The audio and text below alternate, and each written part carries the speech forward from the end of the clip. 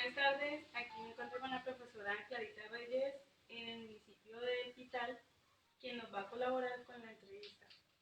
Buenas tardes, profe. Buenas tardes, hija, ¿cómo te va?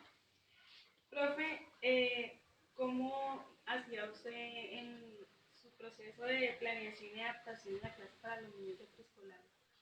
Bueno, cuando se inicia el año lectivo con los menores de preescolar, generalmente se hace una programación de adaptación, donde lo principal es que el niño se socialice, que el niño se adapte a un nuevo grupito. Antiguamente, pues, los niños se adaptaban entre ellos. Teníamos digamos, la bendición de que son niños del mismo municipio, entonces se conocen por el barrio, entonces el proceso es un poquito más suave. Pero pues lo más difícil de esa adaptación es como el desprendimiento de los niños hacia su familia, el de tener que estar un tiempo lejos cuando están adaptados es solamente la mamita.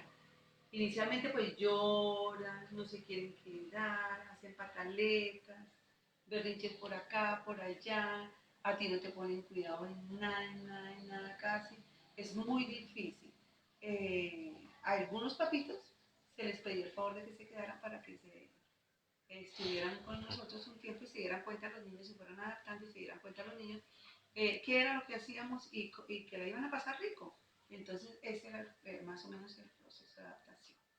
Eh, Ahora, eh, en esta época ha cambiado mucho.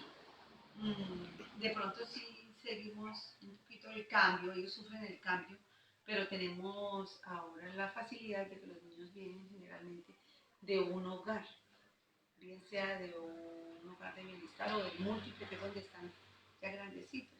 Entonces ellos ya vienen adaptados a estar fuera de la casa, a estar sin su mamita, ya el apego no es tan notorio y no es tan traumático, digámoslo de cierta forma.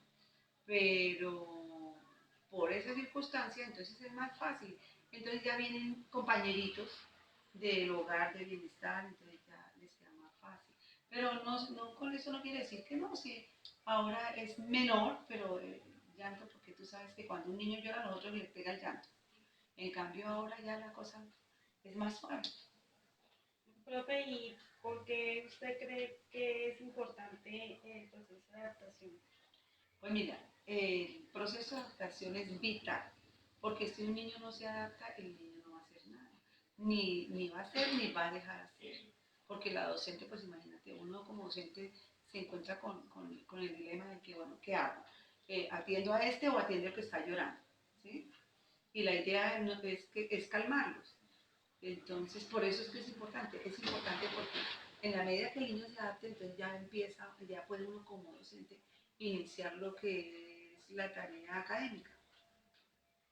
Profe, ¿y usted cuál cree o cómo tomó siempre como la actitud o la posición ante el caso O sea, extra, como por ejemplo el niño con necesidades sí, o enfermos que llegaran? sí, a ver, cuando, inicialmente cuando nos vimos en la tarea de hacer eh, lo que es digamos,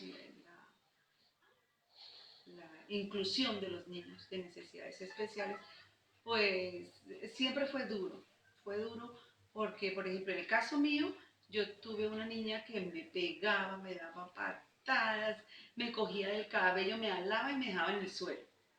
Lloraba, me escupía, no, eso fue terrible. Para los niños fue traumático también porque imagínate, estaban bien y de pronto la niña venía y los tiraba al suelo y se sentaba en la silla que ellos estaban. O iba y los cogía, como era una niña de síndrome de Down, esos niños son muy cariñosos, pero al extremo que hacen daño. Entonces los cogían y los abrazaban. Entonces cuando la niña gritaba, porque ellas gritan mucho, entonces los niños se asustaban y se metían debajo de la mesa. Pero sí, fue duro. Y fue más duro con los padres de familia porque la mayoría de los padres de familia se opusieron, se opusieron a esa inclusión y dijeron que no, pero pues como era un programa del gobierno, ahí vamos, ya los niños se van adaptando poco a poco y además que cuando cuando hay esos casos tan especiales como el de Melissa, que es la niña que te he contado, eh, ya viendo la necesidad y también se hizo la inclusión del padre de familia, donde el padre de familia está con él, la mamita o el papito o el que vaya a estar con él o con la niña de necesidades especiales dentro del aula y ya como a nivel personalizado solita con ella, le hace acompañamiento en las actividades. Otra cosa es que ya no es como antes, cuando iniciamos, tenía el niño que tener todo el horario de la mañana, o sea, tenía que cumplir el horario. Ahora no, ahora es solamente esporádicamente por una hora pero con acompañamiento o 2 horas con acompañamiento.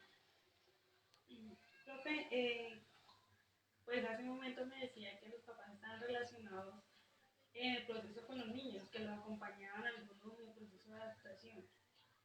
¿Cómo es la relación ahí? Pues mira, la relación de estudiante, profesora y padre de familia, todos tenemos que tener la misma camiseta. Tenemos que estar todos tres mirando hacia una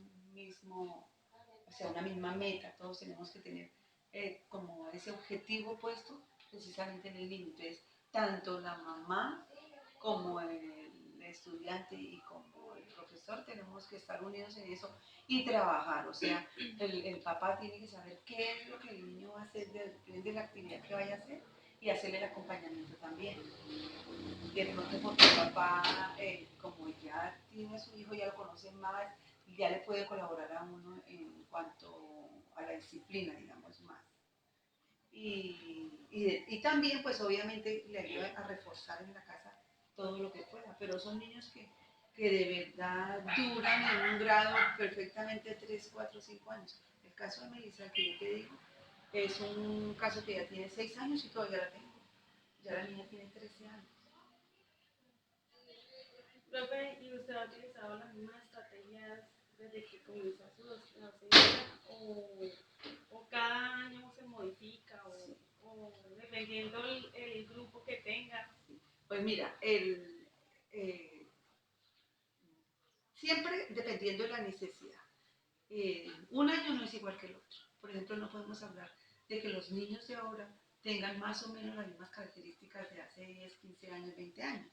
Los niños ahora son más pilosos, son niños más tecnológicos, digámoslo así, porque ellos ya manejan computador, porque ya manejan perfectamente un celular, porque tienen otra, o sea, digamos, han desarrollado otras destrezas que los hacen más pilas y al mismo tiempo los hacen menos, digamos, antes eran como más sumisos, más obedientes, ahora son más desobedientes y son niños más desatentos precisamente por eso.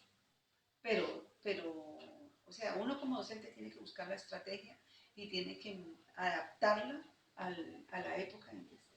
Obviamente anteriormente era más fácil, porque los niños eran más tranquilos, los niños eran más respetuosos, más obedientes y uno tenía la colaboración en cuanto a eso más del padre de familia.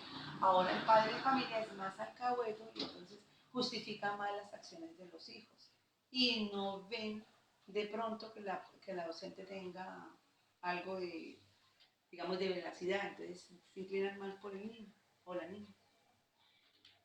Profe, ¿cómo cree usted que puede ser la vitalización para los niños en el aula de clase? O sea, en el modo de que ellos, entre visualización. Mira, yo siempre he dicho que las clases creativas son las más importantes. Siempre, siempre, siempre.